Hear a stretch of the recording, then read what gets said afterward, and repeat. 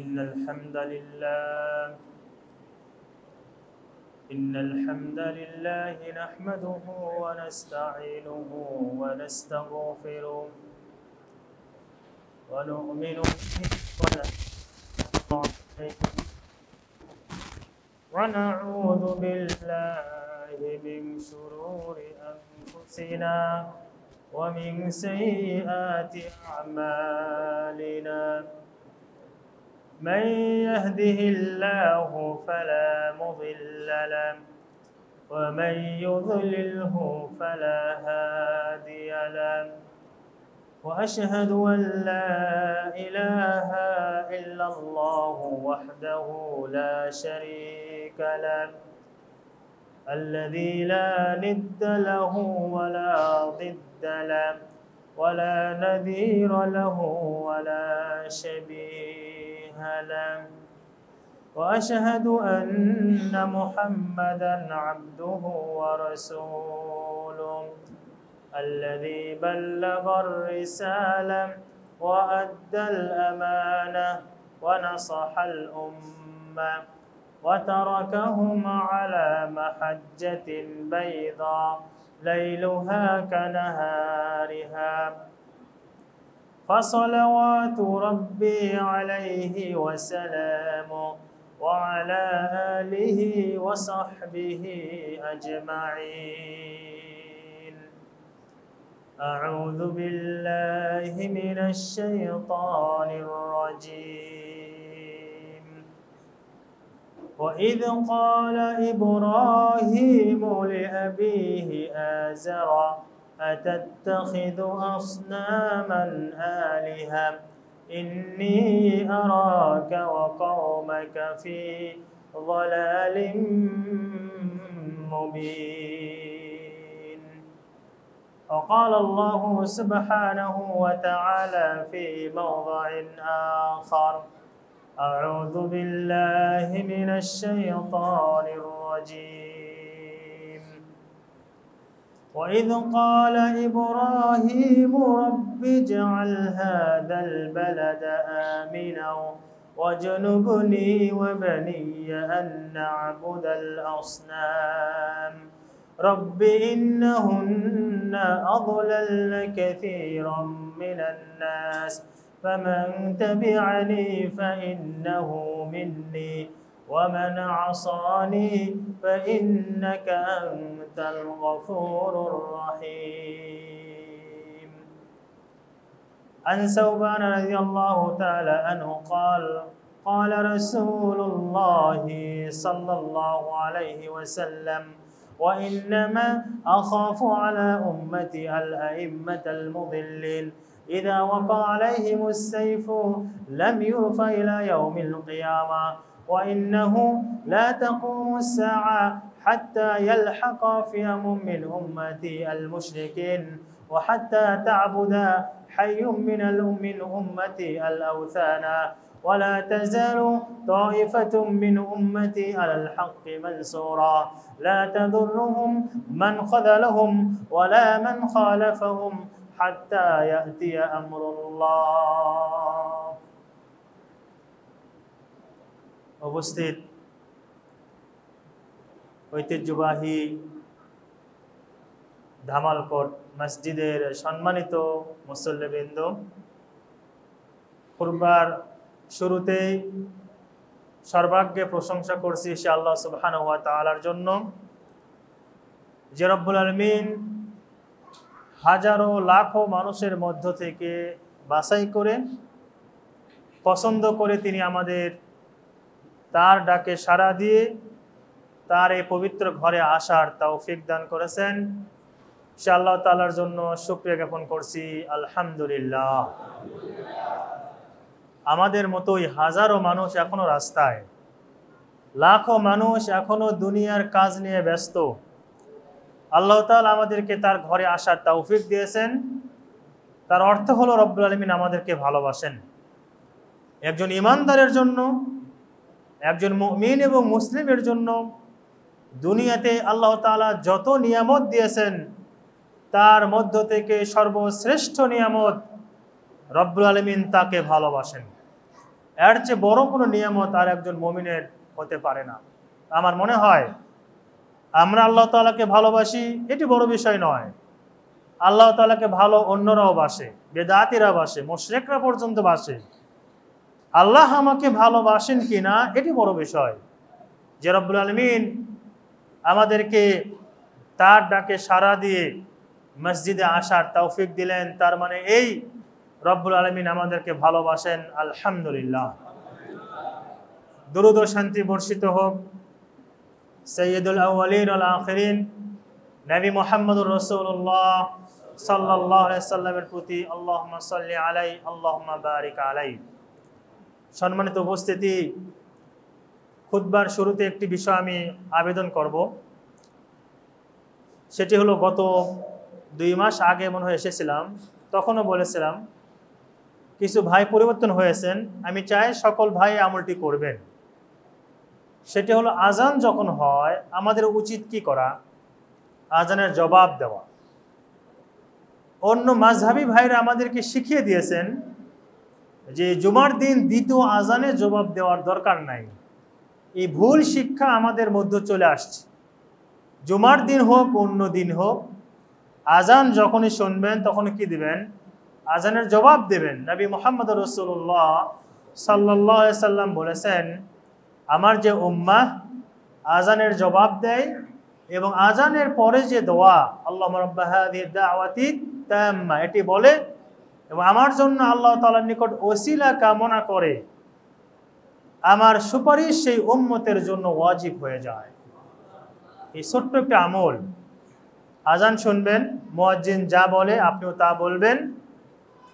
এরপরে শেষে, আজান শেষে দরুদ শরীফ পড়বেন এবং আজানের দোয়া পড়বেন। আল্লাহ রাসূল বলেছেন, হাল্লাত লাহু শাফাআতি, তার জন্য আমার শাফায়াত ওয়াজিব হয়ে যাবে। আশা করি ইনশাআল্লাহ আগামী জুমা থেকে এই আমলটি করবেন। আল্লাহ তাআলা আমাদের সকলকেই সঠিক আমল করার তৌফিক দান করুন, আল্লাহুম্মা আমিন। সম্মানিত মুসল্লিবৃন্দ, ইব্রাহিম আলাইহিস সালাম তার পিতাকে বললেন, আউযু বিল্লাহি মিনাশ শাইতানির রাজীম, যে ইব্রাহিম আলাইহিস সালামকে ইমামুল মুওয়াহ্হিদিন বলা হয়।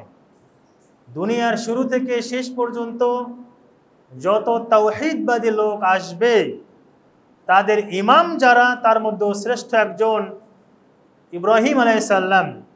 তিনি তার পিতাকে বললেন, ওয়াইদ ক্বাল ইব্রাহিমু লিআবিহি আযারা আতাত্তাখিযু আসনামান আলিহা ইন্নী আরাকা ওয়া কওমাকা ফি যালালিম মুবিন। তিনি তার পিতা আজরকে বললেন, হে আমার পিতা, আপনারা কি এই নিজ হাতে খড়কুটো দিয়ে একটি মূর্তি বানান আর সেই মূর্তিকে আপনারা ইলাহ মাবুদ মানেন? আমি তো দেখছি আপনি ভুলের মধ্যে রয়েছেন। তিনি তার পিতাকে নসিহত করলেন। এবং দেখুন, আজকে খুতবা হয়তো একটু কঠিন হয়ে যাবে। এবং দেখুন, যেই সময়ে সকল মানুষেরা, 2-1 মানুষ বাদে, ইব্রাহিম আলাইহিস সালাম এবং তার স্ত্রী এবং আর 2-1 বাদে সকল মানুষেরা যেই সময় আপনার মন্দিরে যাইত, সকল মানুষেরা যেই সময় মূর্তি পূজার উৎসবে শরীক হইত এবং তাদের গোত্রীয়ভাবে সমাজের নিয়ম ছিল সকলকে যেতে হবে মন্দিরে, সকলকে যেতে হবে মূর্তি দেখতে, সকলকে যেতে হবে মূর্তি পূজার উৎসবে। ইব্রাহিম আলাইহিস সালামকেও দাওয়াত দেওয়া হলো, চলো যাই মূর্তির উৎসবে, আজকে উৎসব হবে, তোমাকে যেতে হবে। ইব্রাহিম আলাইহিস সালাম তিনি তার জাতিকে বললেন, আল্লাহ সুবহানাহু ওয়া তাআলা পবিত্র কোরআনে বিস্তারিত নিয়ে এসেছেন, ফালাম্মা রাআ কাওকাবান ক্বালা হাযা রাব্বি। তিনি তার জাতিকে বললেন, জাতি এদিকে আসো তো। যখন তিনি দেখলেন আকাশে একটি তারকা, বললেন, এটি মনে হয় আমার রব। যখন সেই তারকা অস্ত গেল, তিনি বললেন, এটি আমার রব হতে পারে না। এরপরে যখন দেখলেন চাঁদ উঠেছে, তিনি এগুলো সবই বলেছিলেন তার জাতিকে বুঝানোর জন্য। তার মনে আল্লাহ সম্পর্কে সন্দেহ ছিল, নাউজুবিল্লাহ, এমনটি নয়। তার জাতিকে বোঝানোর জন্য তিনি বলেছিলেন, কারণ তার জাতি সেই সময় তারকার পূজা করত, তার জাতি সেই সময় সূর্যের পূজা করত, তার জাতি সেই সময় গাছের পূজা করত, চন্দ্রের পূজা করত, মূর্তির পূজা করত। তিনি তার জাতিকে বোঝানোর জন্য বললেন, এই চাঁদ মনে হয় আমার রব হবে। যখন চাঁদ অস্ত গেল, তিনি বললেন, যে নিজেই নিজেকে রক্ষা করতে পারে না, সে আমার রব হতে পারে না। দিনের বেলা যখন সূর্য উঠল, তখন তার জাতিকে বললেন যে এটি মনে হয় আমার রব, এটি বড় দেখা যাচ্ছে। যখন সন্ধ্যার সময় সেই সূর্য অস্ত গেল, তিনি দীপ্ত কণ্ঠে ঘোষণা করলেন, ইন্নী বারিউম মিম্মা তুশরিকুন ইন্নী ওয়াজ্জাহতু ওয়াজহিয়া লিল্লাযী ফাতারাস সামাওয়াতি ওয়াল আরদা হানিফা ওয়া মা আনা মিনাল মুশরিকিন। তিনি বলেন, হে আমার জাতি, আমি তোমাদের থেকে সম্পূর্ণরূপে সম্পর্কচ্ছেদ ঘোষণা করছি। তোমাদের সাথে আমার কোনো সম্পর্ক নেই। আমি আমার দেহ, আমার মনকে সেই সকল বিশ্ব জগতের প্রতিপালক আল্লাহর দিকে ন্যস্ত করছি, যিনি আসমান এবং জমিনের স্রষ্টা। তিনি যান নাই মূর্তি পূজার উৎসবে, তিনি না গিয়ে তিনি বললেন, তোমরা যাও, কোরআনে বিস্তারিত এসেছে, আমি তোমাদের মূর্তি নিয়ে একটু আজকে অন্য একটা সিদ্ধান্ত নেব। সবাই যখন মূর্তি পূজার উৎসবে চলে গিয়েছে, ইব্রাহিম আলাইহিস সালাম তিনি গেলেন।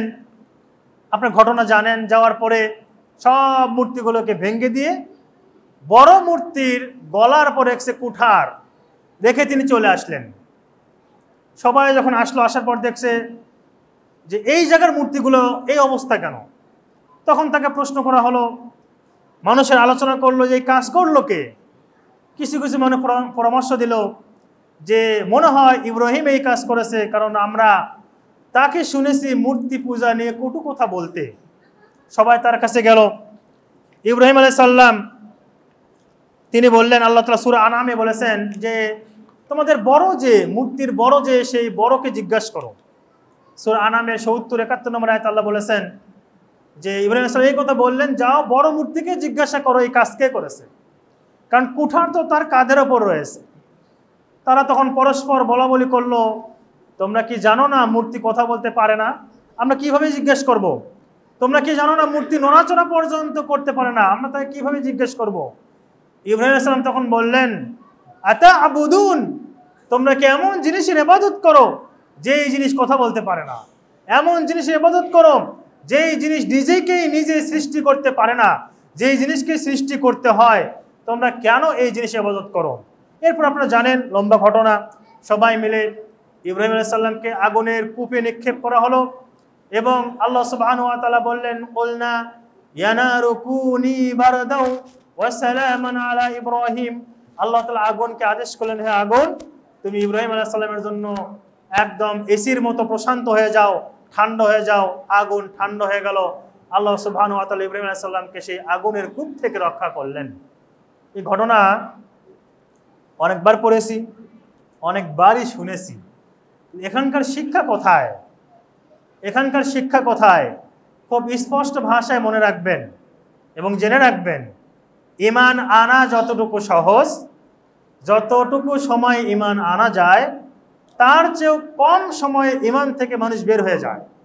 আবারও বলছি, ঈমান আনতে গেলে লা ইলাহা ইল্লাল্লাহ ওয়া আন্না মুহাম্মাদার রাসূলুল্লাহ, এই দুটি কথা বলতে হয়, অন্তর দিয়ে বিশ্বাস করতে হয়। এর চেয়ে ছোট একটি কথার মাধ্যমে মানুষ ঈমান থেকে বের হয়ে যায়। এজন্য আল্লাহ সুবহানাহু ওয়া তাআলা সূরা ইউসুফে বলেছেন, ওয়ামা ইউমিনু আকসারুহুম বিল্লাহ ইল্লা ওয়া হুম মুশরিকুন। কত মারাত্মক কথা আল্লাহ বলেছেন। আল্লাহ বলেছেন মানুষের মধ্যে অধিকাংশ মানুষ, আল্লাহর ভাষা, আমার কথা বলছি না, আল্লাহ বলেছেন মানুষের মধ্যে অধিকাংশ মানুষ ঈমান আনার পরেও তারা মুশরিক হয়ে যায়। আল্লাহর কথা। এজন্য ঈমান ভঙ্গকারী যে 10টি বিষয় রয়েছে, সেই 10টি বিষয়ের একটি হলো মুশরিকদের কাজে সন্তুষ্ট প্রকাশ করা। মুসলিম দেশে হিন্দু থাকবে, কাফের থাকবে, ইহুদি থাকবে, খ্রিস্টান থাকবে, বৌদ্ধ থাকবে, চাকমা থাকবে, আর অনেক জাতি থাকতে পারে। মুসলিম সমাজের যিনি শাসক, মুসলিম দেশের যিনি শাসক, তার দায়িত্ব হলো তাদেরকে নিরাপত্তা দেওয়া। ভালো করে বুঝবেন, মুসলিম দেশের শাসকের দায়িত্ব, থানার দায়িত্ব, পুলিশের দায়িত্ব, আইন শৃঙ্খলা বাহিনীর দায়িত্ব তাদেরকে নিরাপত্তা দেওয়া, কিন্তু সেখানে গিয়ে তাদের উৎসবে শরিক হওয়া, তাদেরকে শুভেচ্ছা জানানো, তাদের জন্য চাঁদা দেওয়া এবং মুসলিম দেশের সরকার, কোনো ব্যক্তি, কোনো সংগঠন, কোনো রাজনৈতিক দল তাদের উৎসব উপলক্ষে বিন্দুমাত্র ডোনেশন করা হলো শিরকের কাজে সহযোগিতা করা। আমি কথা বোঝাতে পারছি কিনা? মুসলিম দেশের শাসকের দায়িত্ব তাদের নিরাপত্তা দিবে শতভাগ তার নাগরিক, কিন্তু ইসলামী দেশের যিনি প্রধান, মুসলিম দেশের যিনি প্রধান, কোনোভাবেই সেই মন্দিরে কোনোভাবেই মূর্তি পূজার জন্য তাদেরকে বরাদ্দ দেওয়া ইসলাম এটি অনুমোদন দেয় না। ঠিক তেমনিভাবেই কোনো মুসলিম, কোনো রাজনৈতিক দল, তিনি যে দলই হন না কেন, সেখানে গিয়ে তাদের কাজে সন্তুষ্ট প্রকাশ করা এবং বিভিন্ন জায়গায় পোস্টারে আমরা দেখছি শারদীয় পুজো উপলক্ষে শুভেচ্ছা, এটি কোনো মুসলিম করতে পারে না। যদি অন্তর থেকে করে, সেই মুসলিমের ঈমান চলে গিয়েছে। সাহেব ওমর বিন খাত্তাব রাদিয়াল্লাহু তাআলা আনহু তিনি বলেছেন, অমুসলিমদের উপাসনালয়ে, মন্দিরে তোমরা যেও না, কারণ আল্লাহ সুবহানাহু ওয়া তাআলার গজব, আযাব এবং লানত, অভিশাপ 24 ঘন্টা এই মন্দিরে বর্ষণ হতেই থাকে। সেখানে আপনি যাচ্ছেন কোন দুঃখে?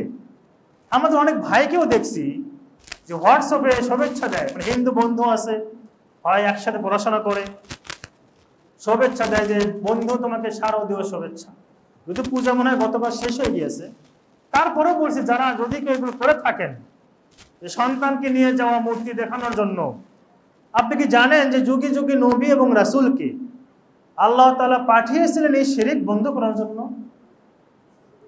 যুগে যুগে নবী এবং রাসূলদের প্রধান শত্রু ছিল এই মুশরিকরা, যেটা আল্লাহ তাআলা কোরআনুল কারীমে বলেছেন, আউযু বিল্লাহি মিনাশ শাইতানির রাজীম, লাতাজিদান্না আশাদ্দান নাসি আদাওয়াতান লিল্লাযীনা আমানুল ইয়াহুদা ওয়াল্লাযীনা আশরাকু। আল্লাহ বলেছেন, হে রাসূল, আপনি দেখবেন মুমিনদের জানের এবং মালের দুশমন হলো দুই শ্রেণীর মানুষ। প্রথম শ্রেণী হচ্ছে ইহুদিরা এবং দ্বিতীয় শ্রেণীর হিন্দুরা, এই মুশরিকরা। সেখানে আপনি যাচ্ছেন, যাওয়ার পরে কেউ কেউ তো দুঃখজনক সেখানে গিয়ে আবার গান গায় যে পাল তুলে দাও যাবে মদিনায়, না মানে মূর্তি পূজার জায়গা থেকে উনি যাবেন মদিনায়। এই ইসলামকে নিয়ে এগুলো তামাশা, ইসলামকে তুচ্ছ তাচ্ছিল্য করা, যেখানে ওমর বিন খাত্তাব রাদিয়াল্লাহু তাআলা আনহু তিনি স্পষ্টভাবে নিষেধ করেছেন, এবং কি নবী মুহাম্মদুর রাসূলুল্লাহ সাল্লাল্লাহু আলাইহি সাল্লাম কড়া ভাষায় নিষেধ করেছেন। যেখানে আল্লাহর গজব হয়েছে, যেখানে আল্লাহ আযাব দিয়েছেন, সেখানে তোমরা ভ্রমণের জন্য পর্যন্ত যেও না। আল্লাহ রাসূল আসলেন যুদ্ধ থেকে, মদিনায় ফিরছিলেন, এমন একটি স্থান দিয়ে যেখানে আল্লাহ তাআলা আযাব দিয়েছিলেন আগের কোনো জাতিকে। আল্লাহ রাসূল বললেন, তোমরা দ্রুত পার হয়ে যাও, এখানে বিন্দুমাত্র অবস্থান করা যাবে না। আমাদের যত ক্ষুধা লাগুক, আমরা যত ক্লান্ত হই, আমাদের যতই অসুবিধা হোক না কেন, এই জায়গায় আমরা বিশ্রাম নেব না, তোমরা দ্রুত তোমরা এই জায়গা পার হয়ে যাও। এটি হচ্ছে আল্লাহ তাআলার গজবের এবং আযাবের লানতের স্থান।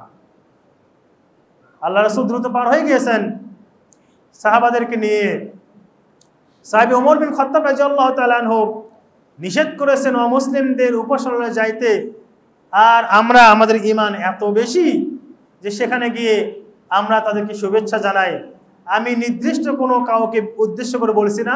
যদি আপনার ভিতরে এই বিশ্বাস থাকে, আল্লাহ তাআলা দুনিয়ার শুরু থেকে শেষ পর্যন্ত সকল পয়গম্বরকে পাঠিয়েছিলেন মূর্তি পূজা বন্ধ করার জন্য, সকল নবী রাসূলকে পাঠিয়েছিলেন মূর্তি পূজা বন্ধ করার জন্য, সকল নবী এবং রাসূলকে পাঠিয়েছিলেন শিরক বন্ধ করার জন্য, আর আপনি সেখানে গিয়ে আপনার মন কোনোভাবেই একটি মূর্তিকে দেখে, আপনার মন কোনোভাবেই একটি মাজারকে দেখে, আপনার মন কোনোভাবেই যেখানে শিরক হয়, বিদআত হয়, বিশেষ করে বড় শিরক হয়, সেখানে গিয়ে আপনার মন কোনোভাবেই সন্তুষ্ট থাকতে পারে না যদি আপনি মুমিন হন।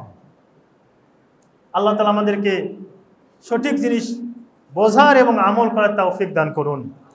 সম্মানিত উপস্থিতি, সাহেব আব্দুল্লাহ বিন আব্বাস থেকে বর্ণিত, তিনি বলেন, নবী মুহাম্মদুর রাসূলুল্লাহ সাল্লাল্লাহু আলাইহি সাল্লামের যে মূর্তি পূজার কথা আলোচনা করতে গিয়ে, আয়াত আলোচনা করতে গিয়ে তিনি বলেছেন, আল্লাহ তাআলা বলেছেন, লা তাযারুন্না আলিহাতাকুম ওয়া লা তাযারুন্না ওয়াদ্দান ওয়া লা সুওয়াআন ওয়া লা ইয়াগুসা ওয়া ইয়াউকা ওয়া নাসরা।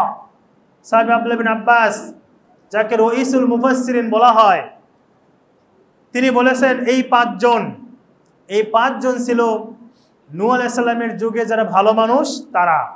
এরা যখন মারা গেল, শয়তান আসলো।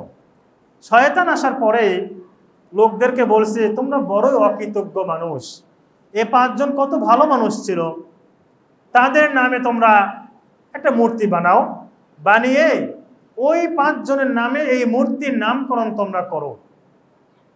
দুনিয়াতে মূর্তি পূজা কিভাবে এসেছে দেখেন। তো লোকেরা বললো, খুব ভালো কথা। তাদের পাঁচজনের ছবি আঁকানো হলো, আঁকিয়ে পাঁচজনের নাম দেওয়া হলো, যে এই মূর্তির নাম ওয়াত, এই মূর্তির নাম সুওয়া, এই মূর্তির নাম ইয়াগুস, ইয়াউক, এভাবে নাম দেওয়া হলো। এইভাবে চলেছে ধরেন যে 1 শতাব্দী, 100 বছর মানুষেরা ওই মূর্তি দেখতো আর আল্লাহর ইবাদত করতো। যারা কত ভালো ছিল, ভালো দেখে তারা ভালো কাজ করত। 100 বছর পরে এরা যখন মারা গিয়েছে, শয়তান আবার আসছে, ভালো রূপ ধরে, দরবেশের আকৃতি ধরে আসছে। আসার পর বলছে, তোমরা বড় অকৃতজ্ঞ। এই পাঁচজন যে ছিল, এই পাঁচজন অনেক ভালো মানুষ ছিল, এদের মাধ্যমে যদি তোমরা আল্লাহকে চাও, আল্লাহর কাছে কিছু চাও, আল্লাহ তোমাদেরকে দান করবেন। অতএব তোমরা এই পাঁচজনের পূজা করো, তাহলে আল্লাহর পূজা করা হবে, আল্লাহর ইবাদত করা হবে। লোকেরা তাই শুরু করলো। এইভাবেই দুনিয়াতে মূর্তি পূজা সূচনা হয়, যেটি হলো আদম আলাইহিস সালামের পরে 10 শতাব্দী পরে, অর্থাৎ 10 বংশ পরে, মানে বাবার বংশ চলে গিয়েছে, ছেলের বংশ শেষ, নাতির বংশ, এইভাবে 10 বংশ পরে এই মানুষের মধ্যে মূর্তি পূজা সূচনা হয়েছে নূহ আলাইহিস সালামের সময় থেকে। কিন্তু আমাদের দেশে দেখবেন এরা লেখে সনাতন ধর্ম। দেখেছেন কিনা? সনাতন ধর্ম মানে বোঝায় ইসলাম তো আসছে গতকাল, আমাদেরটা একদম কোটি কোটি বছর আগের থেকেই আছে। এই কথা ঠিক না, বরং সনাতন ধর্ম যদি কোনোটা হয় সেটা ইসলাম, যেটি দিয়ে আল্লাহ তাআলা আদম আলাইহিস সালামকে পাঠিয়েছিলেন। এবং আদম আলাইহিস সালামের 10 কর্ণ পরে, 10 যুগ পরে নূহ আলাইহিস সালামের সময় এই মূর্তি পূজার সূচনা হয়েছে। অনেকে বলেন যে মূর্তি পূজার সূচনা হয়েছে আদম আলাইহিস সালামের সময়। এই কথা ঠিক নয়। আদম আলাইহিস সালামের সময় যেটি হয়েছিল আপনারা জানেন, হাবিল এবং কাবিলের ঘটনা। এছাড়া আদম আলাইহিস সালামের সময় মূর্তি পূজার ঘটনা ঘটে নাই, বরং মূর্তি পূজার ঘটনা ঘটেছে নূহ আলাইহিস সালামের সময়, যেটি আদম আলাইহিস সালামের 10 যুগ পরে যেই ঘটনা ঘটেছিল। এজন্য সনাতন ধর্ম হিন্দু ধর্ম নয়, সনাতন ধর্ম প্রাচীন ধর্ম, সেটি হলো ইসলাম ধর্ম। সাহাবী সাওবান থেকে বর্ণিত, তিনি বলেন, নবী মুহাম্মদুর রাসূলুল্লাহ সাল্লাল্লাহু আলাইহি সাল্লাম বলেছেন। এই যে সাল্লাল্লাহু আলাইহি সাল্লাম বলছেন, কিছু মানুষ বলছেন আর কিছু মানুষ চুপ আছেন। নবীর নাম শুনলে কি বলতে হয় বলেন তো? নাকি হাতে মুখে চুমো দিয়ে চোখে লাগাবেন? এগুলো করে তাদের সিন্নি পার্টি, যারা কবর পূজারী, মাজার পূজারী, তারা এই কাজ করে। আপনাকে অন্তত এতটুকু করা দরকার, যেখানেই নবীর নাম শুনবেন সংক্ষেপে কি বলবেন? সাল্লাল্লাহু আলাইহি ওয়াসাল্লাম, মুহাব্বত করে। এবং আল্লাহ তাআলা বলেছেন, মান সাল্লা আলাইহি ওয়াহিদাতান, আল্লাহ রাসূল বলেছেন সাল্লাল্লাহু আলাইহি বিহা আশরা। আল্লাহ রাসূল বলেন, যে ব্যক্তি আমার নাম শুনে একবার দরুদ পড়বে, আল্লাহ তাআলা তার উপরে কমপক্ষে 10টি রহমত নাজিল করবে। এটা আপনার লাভ, আপনার লাভের জন্য আপনাকে দরুদ পড়তে হবে। এজন্য যেখানেই শোনেন না কেন, অন্তত সংক্ষেপে সাল্লাল্লাহু আলাইহি সাল্লাম বলবেন। তিনি বলেছেন যে আমার উম্মতের উপর আমি বেশি ভয় করি, সবচেয়ে বেশি ভয় করি পথভ্রষ্ট শাসকদের, যে শাসকরা পুরা জাতিকে পথভ্রষ্ট করবে। এবং ইমাম মালিক রাহিমাহুল্লাহ তিনি বলেছেন, 3 শ্রেণীর মানুষ সমাজকে নষ্ট করে। প্রথম শ্রেণী হলো শাসকরা, তারা বিভিন্ন বিধিবিধান চাপিয়ে দেয়, আল্লাহ বিরোধী। দ্বিতীয় শ্রেণীর মানুষ হচ্ছে আল উলামা, আলেম নামের যারা জালেম, এরা বিভিন্ন কথা বলে মানুষকে নষ্ট করে। আর 3 শ্রেণীর মানুষ যারা সমাজকে নষ্ট করে, এরা হলো ফকির, দরবেশ, ওই পাগলা, যাদেরকে আমরা পাগল বলি, যে পাগলের কেরামতি। এই 3 শ্রেণীর মানুষ সমাজকে দেশকে ধ্বংস করে দেয়।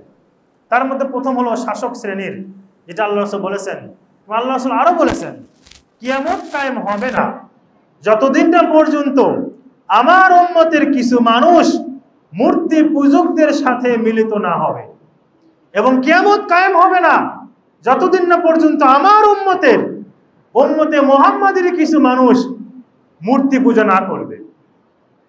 তবে একটি দল কিয়ামত পর্যন্ত হকের উপরে থাকবে, তাদের যারা বিরোধিতা করবে কোনো ক্ষতি করতে পারবে না, তারাই হলো আমি যার উপর রয়েছে এবং আমার সাহাবা যার উপর রয়েছে তারা। আমরা আল্লাহর কাছে দোয়া করি রব্বুল আলামিন যেন আমাদেরকে সকলকেই নবী মুহাম্মদুর রাসূলুল্লাহ সাল্লাল্লাহু আলাইহি সাল্লাম এবং তার সাহাবাগণ যেই পথে ছিলেন, যেই নীতিতে ছিলেন, সেই পথের উপরে, সেই মানহাজের উপরে, সেই আদর্শের উপরে, সেই আকীদার উপর থাকার তৌফিক দান করেন, আল্লাহুম্মা আমিন। এবং আপনার মনে রাখতে হবে যারা আল্লাহর দুশমন, যারা আল্লাহর শত্রু, তারা আমার বন্ধু হতে পারে না। যাদের উপর আল্লাহ তাআলার গজব নাজিল হয় 24 ঘন্টা, যারা আল্লাহর সম্মানকে হানি করে, আল্লাহর সাথে বহু ইলাহকে তারা বানিয়ে নেয়, যারা মূর্তিকে বানিয়ে সেই মূর্তিকে আল্লাহর সমপর্যায়ে নিয়ে যায়, মূর্তির কাছে চায়, মূর্তির ইবাদত করে, এরা আল্লাহর দুশমন। আল্লাহর দুশমন কখনো একজন মুমিনের বন্ধু হতে পারে না। ভাই হওয়া তো অনেক দূরের কথা। এটা আবার প্রশ্ন আছে আমাদের সমাজে, বলছে যে হিন্দু ভাই, আজিব, তো কে শেখালো আপনাকে? হিন্দু কেমন আপনার ভাই হলো? কোন দিকে ভাই হলো আপনার দিনী ভাই না জন্মগত ভাই, না কিভাবে ভাই হলো? আল্লাহ যেখানে ঘোষণা করছেন তারা আদুবুল্লাহ, আল্লাহ দুশমন। আপনি হিন্দু প্রতিবেশী বলতে পারেন, হ্যাঁ, হিন্দু কলিগ, আমার সাথে চাকরি করেই বলতে পারেন, কিন্তু ভাই তাদেরকে আল্লাহ বলেছেন সূরা তাওবাতে, যারা তোমাদের মতো সালাত আদায় করে, তোমাদের মতো হজ করে, যাকাত দেয়, তোমরা যেভাবে ঈমান এনেছো সেইভাবে ঈমান আনে, ফাইখওয়ানুকুম ফিদ্দীন, তারাই হলো তোমাদের দ্বীনি ভাই, তারা তোমাদের ভাই। আপনি অমুসলিমকে, যারা আল্লাহর দুশমন, আল্লাহর শত্রু, আল্লাহর বিরুদ্ধে যারা অবস্থান করে, আল্লাহ তাআলাকে যারা গালমন্দ করে, আল্লাহর সাথে যারা শিরিক করে, তাদেরকে আপনি বন্ধু বানিয়ে নিয়েছেন। তাদের উৎসব উপলক্ষে আপনি পোস্টার ছাপিয়ে দিয়েছেন শারদীয় শুভেচ্ছা, আপনি পোস্টার ব্যানার করছেন যে দুর্গা উৎসব শুভেচ্ছা, আপনি তাদেরকে উইশ করছেন, আপনি তাদেরকে বিভিন্নভাবে শুভেচ্ছা জানাচ্ছেন। এটি আপনি ঈমান হারা হয়ে যাওয়ার জন্য যথেষ্ট। যে ইব্রাহিম আলাইহিস সালাম, তিনি জীবনে কোনোদিন তাদের উৎসবে যান নাই। তার পিতা গিয়েছে, তারপর চাপ ছিল, প্রেশার ছিল পরিবারের পক্ষ থেকে, সমাজের পক্ষ থেকে, এমনকি তার বাবার পক্ষ থেকেও চাপ ছিল মন্দিরে যাওয়ার জন্য, মূর্তি পূজা দেখার জন্য যাওয়ার জন্য। তিনি কখনোই যান নাই। তিনি শিখিয়ে গিয়েছেন, দেখিয়ে গিয়েছেন, বলে গিয়েছেন, যারা আল্লাহর দুশমন, যারা আল্লাহর শত্রু, তারা আমার বন্ধু হতে পারে না। আমি সেখানে যেতেও পারি না যেখানে 24 ঘন্টা আল্লাহ সুবহানাহু ওয়া তাআলার গজব নাজিল হয়। সম্ভবত উপস্থিতি, এই জন্য যারা আমরা গিয়েছি, আল্লাহর কাছে আমাদের তওবা করতে হবে। আল্লাহ যেন আমাদের গুনাহগুলোকে ক্ষমা করে দেন। বিশেষ করে অনেকেই আমরা ওই যে যখন রাস্তার পাশে দিয়ে যাই, আমাদের সন্তানদেরকে বলি, দেখো কি সুন্দর মূর্তি বানিয়ে আছে, দেখো। এই যে দেখানো, বরং আপনার সন্তানকে শিক্ষা দিবেন এগুলো শিরিক। আপনার সন্তানের অন্তরে মূর্তি পূজা সম্পর্কে আপনি ঘৃণা সৃষ্টি করবেন। সন্তানের অন্তরে আপনি বোঝাতে হবে যে আল্লাহর সাথে শরীক করে ভালো থাকা যায় না, আল্লাহর সাথে শরীক করে জান্নাত পাওয়া যায় না। যিনি নবী মুহাম্মদুর রাসূলুল্লাহ সাল্লাল্লাহু আলাইহি সাল্লাম তার চাচাতো ভাই আব্দুল্লাহ বিন আব্বাসকে ডাকলেন, ডেকে বললেন, ইয়া গোলাম, ইহফাদিল্লাহ ইয়াহফাদুক, ইহফাদিল্লাহ তাজিদহু তিজাহাক। হে বৎস, তুমি আল্লাহ তাআলার বিধিবিধানের সংরক্ষণ করো, আল্লাহ তোমার হেফাজত করবে। এবং জেনে রাখো, দুনিয়াবাসী, আসমানবাসী, জিন, ইনসান সকলে মিলে যদি তোমার কোনো ক্ষতি করতে চায়, আল্লাহ যদি ক্ষতি করতে না চান, সকলে মিলে তোমার বিন্দুমাত্র কোনো ক্ষতি করতে পারবে না। এই তাওহীদ, এই আকীদা আপনার সন্তান। একটি কথা সমাজে প্রচলিত আছে, মাঝে মাঝে টেলিভিশনেও নাকি দেখায় যে শিশুকে হ্যাঁ বলুন, শিশুকে না বলবেন না, মানে সন্তান ছোট বাচ্চা যা করে করুক তাকে বাধা দেওয়া যাবে না। শিশুকে হ্যাঁ বলতে হবে, যা করে করুক স্বাধীনতা দিতে হবে, হ্যাঁ বলতে হবে, না বলা যাবে না। এটি কোরআন সুন্নাহ বিরোধী কথা, কোরআন সুন্নাহ বিরোধী কথা। নবী মুহাম্মদুর রাসূলুল্লাহ সাল্লাল্লাহু আলাইহি সাল্লাম বসে আছেন, তার স্ত্রী উম্মে সালমার আগের সন্তান, সেই সন্তান আসলো, আসার পরে বড় প্লেট দেওয়া হয়েছে খাবারের জন্য। তো সেই সন্তান ছোট বাচ্চা 8-9 বছর বয়স এসে খাবারের ডানে বামে সব দিক থেকে নিয়ে খাওয়া শুরু করছে। আল্লাহ তার হাত ধরলেন, ধরে বললেন, ইয়া গোলাম সাম্মিল্লাহ অকুল মিম্মা ইয়ালিক অকুল বিয়ামিনিক অকুল মিম্মা ইয়ালিক। বলেন, হে বৎস, তুমি খাওয়ার শুরুতে বিসমিল্লাহ বলো, ডান হাত দিয়ে খাও এবং তোমার সামনে থেকে খাও, পুরো প্লেটে হাত দিয়ে খাবার নষ্ট করিও না। শিশুকে শুধু হ্যাঁ বললেই হবে না, শিশুকে না বলতে হবে। শিশুকে বলতে হবে, বাবা দুর্গা পূজায় যাওয়া যাবে না। শিশুকে বলতে হবে, বাবা মূর্তি দেখা হারাম। শিশুকে শিখাতে হবে, বাবা তোমার মধ্যে তাওহীদ চাই, শিরিক বর্জন করতে হবে। যারা শিরিক করে, কবরে যায়, মাজারে যায়, উৎসব করে, মাজারের কাছে কিছু চায়, মূর্তির কাছে কিছু চায়, তাদের সম্পর্কে ঘৃণা আপনার শিশুর অন্তরে দিতে হবে। এবং মনে রাখবেন, ঈমানের রোকন যেইভাবে কয়টি? 6টি। জানেন তো ঈমানের রোকন কয়টি? 6টি। ইসলামের রোকন 5টি, আলহামদুলিল্লাহ। কালেমার রোকন কয়টি? কালেমার রোকন নাই, কালেমার রোকন 2টি। লা ইলাহা ইল্লাল্লাহ, লা ইলাহ মানে বাতিল বলতে কোনো মাবুদ সত্য নাই, সব যেগুলো আছে সব বাতিল। লা ইলাহ সকল বাতিল মাবুদকে অস্বীকার করতে হবে। আর ইল্লাল্লাহ একমাত্র স্বীকার করতে হবে কাকে? আল্লাহকে। শুধু আল্লাহকে স্বীকার করলেই হবে না, আল্লাহকে স্বীকার করার পাশাপাশি যাবতীয় বাতিল মাবুদ থেকে আপনাকে সম্পর্ক ছেদ ঘোষণা করতে হবে, যেটি ইব্রাহিম আলাইহিস সালাম করেছিলেন।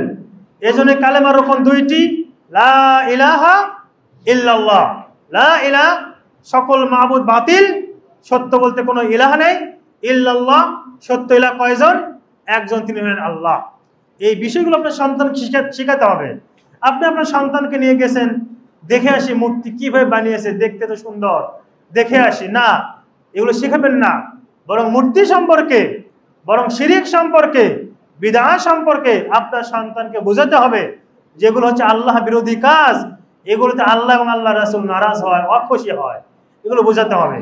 যদি আমরা কেউ, আমাদের মধ্যে কোনো ভাই মন্দিরে আমরা গিয়ে থাকি, মূর্তি পূজার উৎসবে গিয়ে থাকি, আল্লাহর কাছে তওবা করুন, আল্লাহর কাছে তওবা করুন এবং ওয়াদা করুন, সামনে কোনোদিন, যতদিন আল্লাহ তাআলা আমাদেরকে হায়াত দিবেন, হায়াত দারাজ করবেন, জীবন দিবেন, এই মৃত্যু পর্যন্ত আমরা যেন কখনোই এই মূর্তিকে দেখতে, এই মন্দিরে মূর্তি উৎসবে এবং তাদের দুর্গাকে দেখতে না যায়, সেই ওয়াদা অন্তর থেকে করবেন যদি আপনি মুসলিম হন।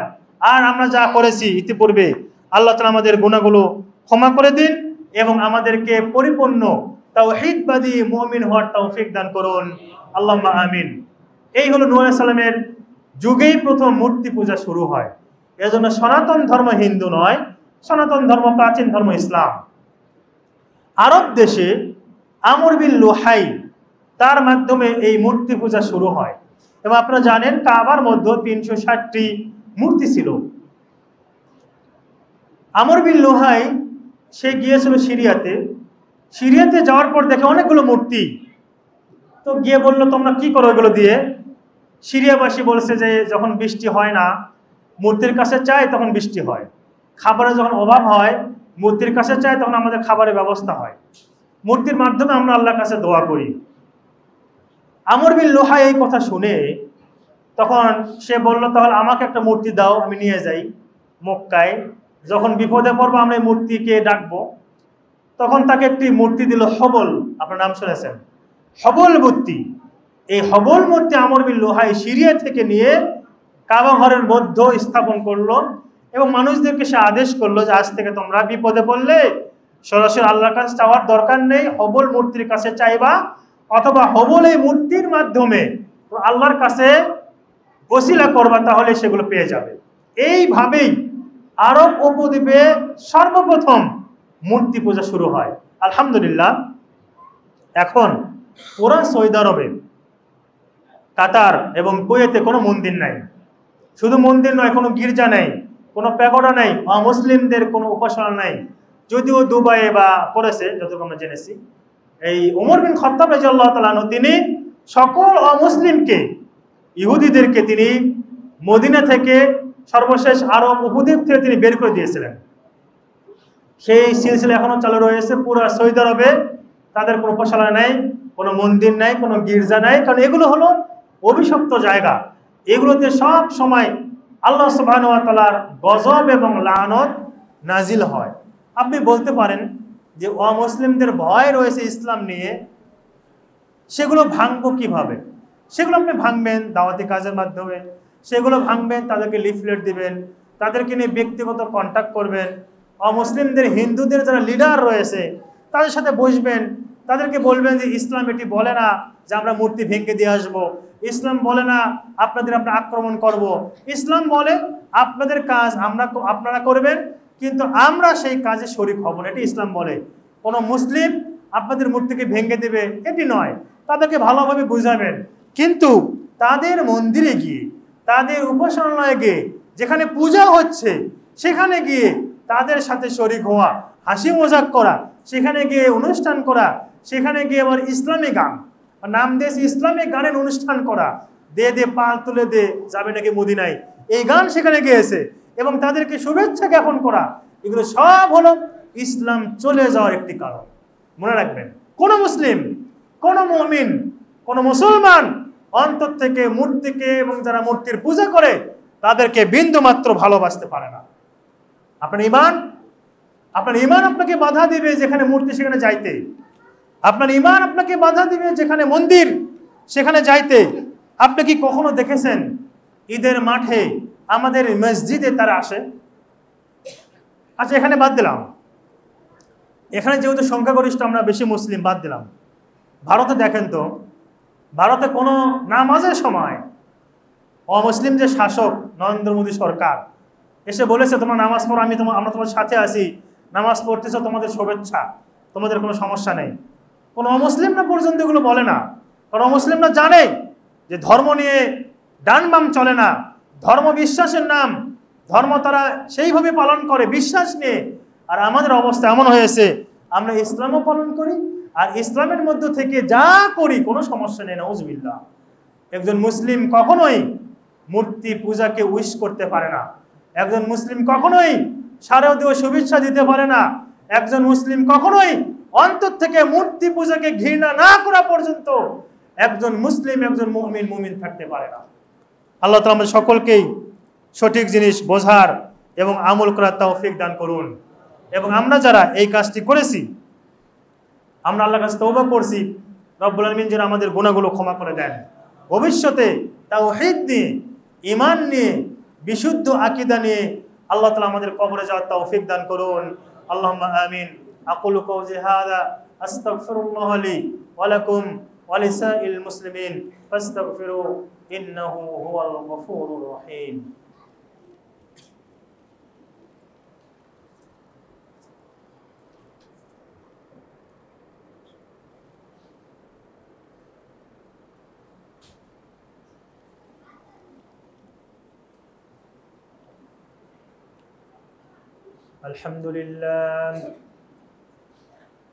الحمد لله الذي هدانا إلى صراط مستقيم فأشكر ربي وأحمده على نعمائه الظاهرة والباطنة الذي لا ند له ولا ضد له ولا نذير له ولا شبيه له وأشهد أن محمدًا عبده ورسوله الذي بلغ الرسالة وأدى الأمانة ونصح الأمة وتركهم على محجة بيضاء ليلها كنهارها فصلوات ربي عليه وسلامه وعلى آله وصحبه أجمعين.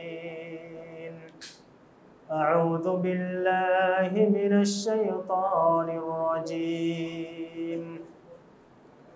إن الله وملائكته يصلون على النبي يا أيها الذين آمنوا صلوا عليه وسلموا تسليما. اللهم صل على محمد وعلى آل محمد كما صليت على إبراهيم وعلى آل إبراهيم إنك حميد مجيد. اللهم بارك على محمد وعلى آل محمد كما باركت على إبراهيم وعلى آل إبراهيم إنك حميد مجيد. সম্মানিত মুসল্লিবৃন্দ, আবু বকর রাদিয়াল্লাহু আনহু সকল নবী এবং রাসূলের পরে তিনি হলেন শ্রেষ্ঠ মানুষ। তিনি বেশি দান করতেন, বেশি নফল সালাত করতেন অন্য সাহাবাদের চেয়ে। বিষয়টা এরকম নয়। বিষয়টা হলো তিনি তার অন্তরে যে ঈমান এনেছিলেন, তার অন্তরে যে আল্লাহ এবং তার রাসূলের প্রতি অগাধ বিশ্বাস ছিল এবং বাতিলের প্রতি, মূর্তির প্রতি, দেব দেবীর প্রতি তার যে ঘৃণা ছিল, এই কারণে তিনি আবু বকর হয়েছেন। এই বিষয়টা আপনার অন্তরে থাকতে হবে। আজকে খুতবার উদ্দেশ্য হলো এটি, যেখানে আল্লাহ তাআলা রাগান্বিত হন, যেখানে শিরিক হচ্ছে, সেটি দেখে আপনি খুশি হতে পারেন না, সেখানে আপনি যেতেও পারেন না। আমি খুতবার শুরুতে বলেছি, রাষ্ট্রপ্রধান যদি মনে করেন সেখানে পুলিশ পাঠাবেন। রাষ্ট্রপ্রধান যদি মনে করেন তিনি সেখানে যাবেন আশ্বস্ত করার জন্য, যাবেন। জেলার ডিসি যদি মনে করেন যাবেন। পুলিশ পাঠাবেন, জায়েজ। আপনি যাচ্ছেন কেন? আপনাকে ইসলাম অনুমতি দেয় না। এটা শাসকের কাজ শাসকরা করবে। আপনি যে দলই করেন না কেন, আপনি ধর্মীয় দল করেন, ধর্মের বাইরে দল করেন, যে দলই করেন না কেন, দল নিয়ে আমার কথা আজকে নাই আপাতত, যে দলই করেন না কেন, আপনার প্রধান হচ্ছে পরকালকে বিসর্জন দিয়ে দুনিয়া আপনি অর্জন করতে পারেন না। আপনি মুমিন, আমি মুসলিম। আল্লাহ আমাদের সঠিক জিনিসটা বোঝার তৌফিক দান করুন। এবং সন্তানদেরকে তাওহীদ শেখাবেন, সন্তানদেরকে শিরকের প্রতি ঘৃণা শেখাবেন, যেখানে আল্লাহ তাআলা ঘৃণা করেন যাকে। সন্তানকে বুঝাবেন মূর্তি দেখতে যেতে হয় না বাবা। সন্তানকে বুঝাবেন এগুলো হচ্ছে আল্লাহর লানত-প্রাপ্ত কাজ। এগুলো সন্তানকে বুঝাবেন এবং সন্তানকে তাওহীদের উপর বড় করবেন। আল্লাহ আমাদের সকলকে সেই তৌফিক দান করুন। আল্লাহুম্মা আমিন।